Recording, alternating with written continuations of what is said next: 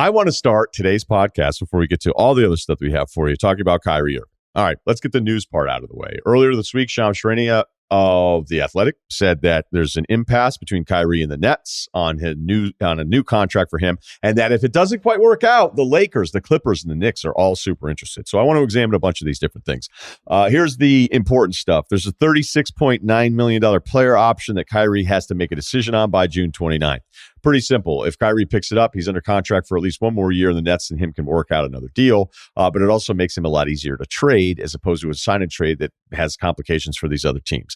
The Nets, as ridiculous as it sounds, because if you just ask me straight up, do you want to be in the Kyrie Irving business? In a vacuum, it's a no for me every single time. And I think it should be a no for almost all of these teams. But for the Nets, as we've been over this before, it's like my Celtics buddies were like, well, cool. That means if we don't sign Gordon Hayward, we can just use the 30 plus million on somebody else. That's not the way it works. You want to actually sign players a lot of times that are really expensive that you don't really want because you at least want that asset slot. And a lot of you already know this stuff. The best example of this is Kevin Durant and D'Angelo Russell. It's like, we know we're going to lose Durant. Is there any way we can actually trade him and assign a trade for D'Angelo Russell back? You get Durant, and now we have this asset that we can use later on, which ended up being Wiggins and a lottery pick, right? So the Nets, even though the Kyrie experience hasn't been great, dude doesn't play in a ton of games, has played in 103 of the available 226 games. The Nets would like to keep him because it's better than just losing him for nothing.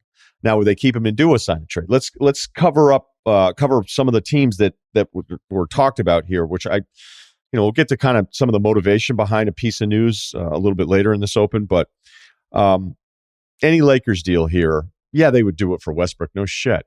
They would do that. They get off of Westbrook. They are convinced the LeBron-Kyrie thing would work. Everything's good. I went on with Cowherd yesterday. He said he'd do Anthony Davis or Kyrie yesterday.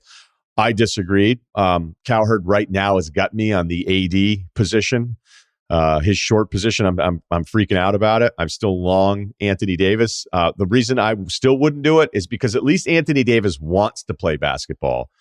And the reason he doesn't play is because he's hurt all the time. Although some would argue, hey, he hasn't picked up a basketball in 2 months. Does he really want to play basketball that much, Russillo?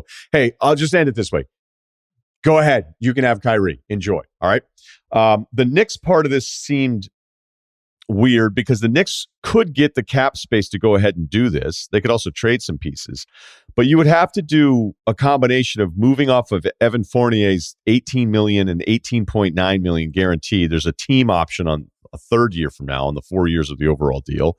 Alec Burks, who I actually kind of like a little bit, but he's $10 million with a team option next year. Nerlens Noel's $9.2 million with a team option. Kemba's $9.1 million. So you could maybe attach some assets, but then you're thinking, okay, wait a minute. What are we doing again for the Knicks? We don't want to do a sign and trade. We want to clear enough cap space to just go ahead and take Kyrie. That'll be an awesome headline. We're taking him away from Brooklyn. But we have to probably throw an asset on, maybe a first rounder with Fournier, because everybody knows that we're trying to move it to do something else. Maybe we have to throw on some second rounders here with a combination of the remaining guys, but at least their contracts will be expiring after this season. Do we really want to have to go through all of these mechanisms to, again, sign somebody to a max deal that doesn't seem super interested in playing basketball? And this stuff has been going on for 5 years because it started at 25 years old. And I wonder who would actually think, hey, from 30 to 35 is when he's really going to lock in. Then there's the Clippers part of it where, look, it's a lot easier for them to just go ahead, if he were to opt in, to trade for him because they have some pieces. Do you throw a Reggie Jackson out there? Do you throw a Norman Powell in there? I think their only draft pick that's remaining to trade is 2028.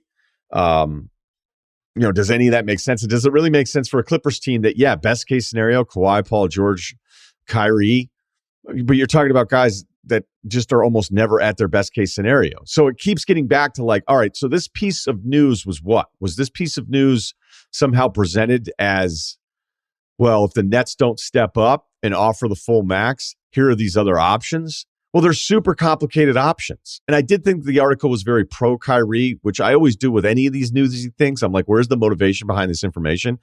There was a line in there about how Kyrie had helped lead the Nets last year it wasn't the second round, it was the Eastern Conference semifinals. You're like, also known as the second round. He played in 4 of those games. I don't feel like Kyrie's led much of any group of dudes to do anything except Durant make a really bad decision for the rest of his career. So you can even take it a step further and be like, what if he opts in and wants to go somewhere other than these teams? Maybe that's a possibility. You can never rule out the third team, maybe that gets involved to help move these things along. Many mistakes have been made when you're just looking at two teams trying to trade for people and you're like, oh, mysterious third team enters the chat.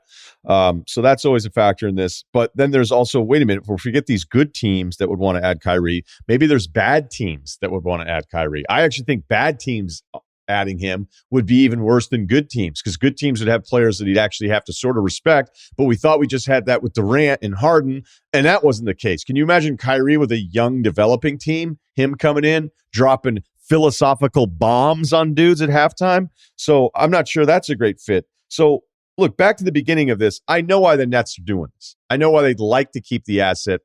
The leverage may actually be with them, where they're like, we don't think you want to opt out and just go to salary cap for one of these really bad teams. So we'll just hold off, wait until you opt in, and then we'll figure it out after that. And if it means you play on a one-year deal, it means you play on a one-year deal. And if it means you end up giving in to a version of a contract structure that we feel like protects the team, because again, I don't know, teams get weird that way. They want the guys that they pay to play in games. Fucking mind-blowing, I know. Maybe hit pause and just let that marinate for a second. But I thought it was a really interesting piece, but I'm not sure how. You never rule out anything in this league, but it's just, these are let's just say this. It is very complicated. And by the way, Kyrie has not made basketball a priority, so it's hard for me to think there's a ton of teams out there making Kyrie the priority.